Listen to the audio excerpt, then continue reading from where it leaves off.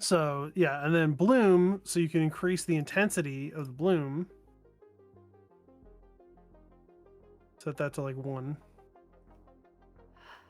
Oh, there And it now it is. looks like, Okay. yeah, now you have the, and then you can change the scatter or the, um, there's some other stuff, which is basically just how far away it reaches. So having a high scatter will make it like go further out. I usually set it to like 0.9 or something, like fairly high. Yep. The difference being like I think the only time I use low scatter is if I'm going for something cyberpunk, Yep. so I have like a high intensity low scatter. But in a lot of cases, I do like 0.9 or 0.95 scatter to like have it more broad around something. Okay. Yep. And so yeah, now it looks like it has, because it's emitting light. That's what we did earlier with the tech with the material. Yep. We added Okay. emission that makes it look like it's glowing, Gotcha. Yep. Yep. I see. Okay. and the post processing filter allows it to show as a bloom effect. So what if I want it to be casting more around it so it's lighting up like the fence, the ground when you get near it, the character? Almost like that So the spotlight problem, effect. this is what I was talking about earlier, is might be better if you do like convert all of these to 2D, like Okay. some using like Blender or something, rendering them as a 2D sprite, Okay. because otherwise, like you're like, oh, I want it to cast on the fence. Well, if you, because the fence is 3D, Hmm. you need to have a 3D light. But if you want it to cast on the character, you need a 2D light because the character Okay. is a sprite. And so you're Gotcha. mixing the rendering systems Okay. by using one or the other. Okay. So we'll have to convert. Is it the fence 3D too? I believe the fence is also 3D. Okay. So we'll need to get 2D versions of both of those, Yeah, and then essentially. you can add, yeah, again, assuming that you're like the plan is to continue going down the 2D route. It's well, I saw the, it's you supposed to be showed me like the screenshot. 2.5. Yeah. You can still do that. Okay. The key is mostly if it's 2.5D, then it's like the assets are 2D, but it has depth. Yep. That can still be done. It's just the if you're using a 2D, it really depends on whether or not you're using a 2D renderer or if you're rendering a 3D object. Okay. Um, so like you could hypothetically we could switch this all around and all your stuff could be 3D, right? Everything is 3D, but that would mean that your player would have to be converted to a mesh, right? Right now it's a sprite renderer. You'd have to convert it to a mesh with a material with like those kind of, with a proper with all the Okay. normal 3D object properties. So I guess, I Um, mean, this is a temporary player character anyway. yep. So I guess it would depend too on how we end up making that. Yeah, so Okay. it really is just like a matter of like, do you want the 3D the 3D assets? Is the goal to end up being in a perspective, maybe using a perspective camera with all these 3D assets, or are they going to maintain a 2D appearance and you're going to continue to use orthographic because then 2D is less expensive, Yeah, so like in terms of like rendering. that sounds like what we're gonna have to end up doing then is replacing It's a the 3D with 2D. it's a toss up. Yeah, Okay. it's all kinds of, just what you want it to be, Yep. you know. Okay. It's artistic decisions at that point. Yeah. um I mean, I don't have a problem with 2D. Um, so you can add a 2D light and see how that goes, but it won't affect like the fence. It will affect the ground and the bushes, but it won't affect the fence because the fence is 3D. okay. So I'd have to replace the fence too then. Yes, the Okay. fence, the trees, I believe, are also 3D, as we saw earlier. Yeah, 3D foreground, 2D background. Yeah, Yeah. but if that's not going to It depends. Again, it is if you're going with like 3D I'm also 3D saying what foreground, I 3D want background. without Yeah. actual knowledge of how to do that. So if I'm learning there's a better way to do it, I'm okay with adjusting. Yeah, if you want 3D foreground, then yeah, it would probably be easier to just do a 3D character, like a 3D like putting the 2D character on a 3D plane, Yep. because that would be the only thing you'd be changing in 3D, changing to 3D. Um, the other way around is a lot more work because you have more 3D assets already. So Yeah. it's a toss up. So As I said, I think let's start with like putting some of the lighting in yep. and going and trying to set up like the 2D lighting and everything, and going and seeing what that kind of looks like. It's really the only visually the only difference having a 3D object in a side-scrolling space. Well, you continue to use the 2D physics system. You're not going to be using the 3D collisions. You're still using 2D in terms of physics. So that's fine. So is having the 3D objects completely useless then? Is that what it's coming down to? Yeah, you don't.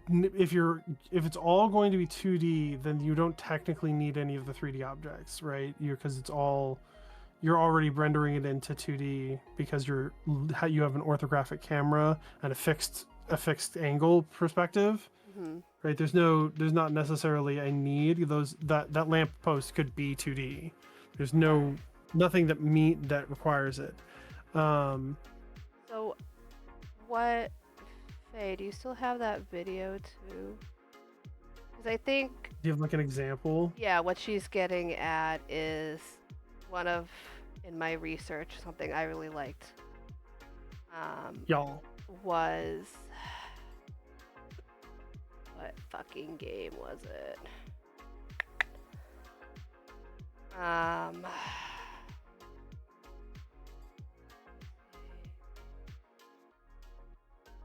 Yeah. Yeah, Faye? Yeah. What was, let me see if I can find it in our chat history. He sends me a lot of shit, so it might be a while. Search yeah. by link or whatever. Yeah, that's what I'm doing, but she sends me a lot of videos, so it doesn't really help. Oh. I'm Yeah, I know grabbing that it. feeling. Okay, thank you. Discord is having a fiat. I don't know if you meant to type it that way, but it was funny. A fiat. Awaiting endpoint? What? Uh-oh. That doesn't sound good, yeah. Oh, excuse me. I might be able to find it.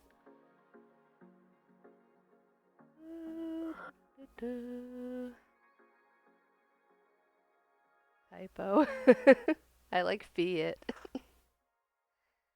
Oh, was it this one? Awaiting endpoint. Oh, you're trying to connect. Yeah, so you have a file, but it doesn't show me what game this is. Let me see if I can pull this out here. I can show it. Pop out, please. Just pop out the video.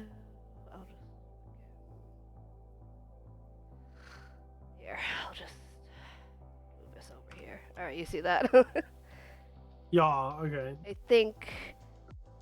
So this was an example she sent me, and I was like, "Oh, that's cool. It's got that depthy effect." So I think that was why we were doing 3D objects.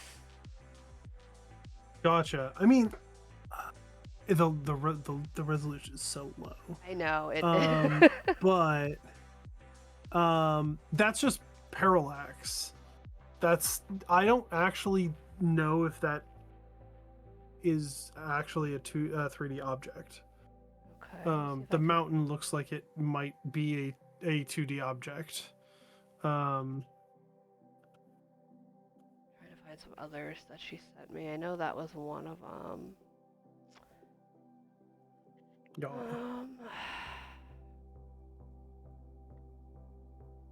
See if I can find. Do you have the name of the game? I can go look at the Steam page or something or I whatever. have no idea. Doesn't even say in the attachment that she sent me. Mm-hmm. Trying to find another. Oh, she's typing. Mm-hmm. Maybe she knows the name.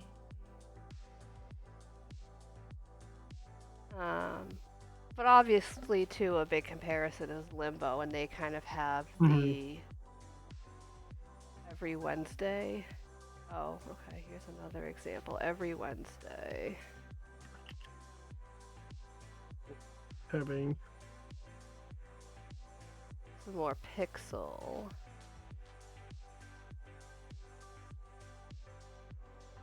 Oh yeah.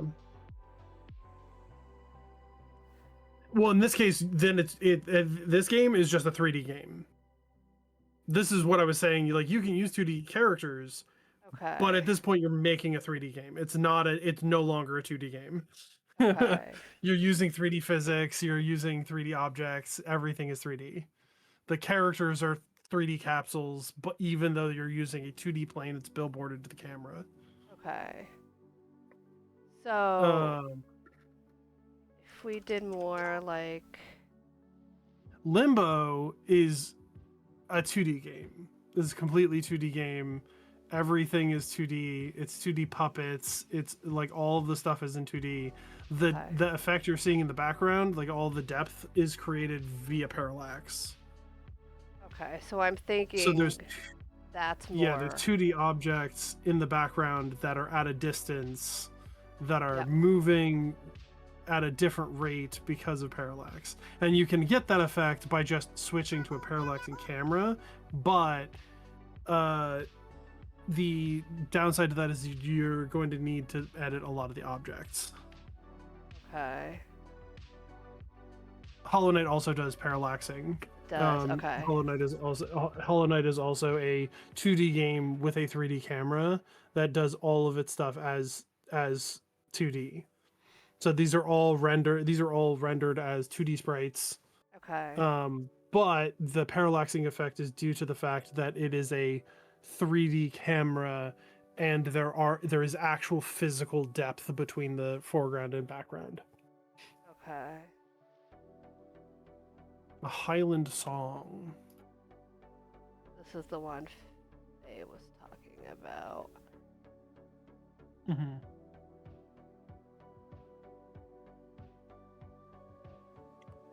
Yeah, everything here seems to indicate to me that this is 2D.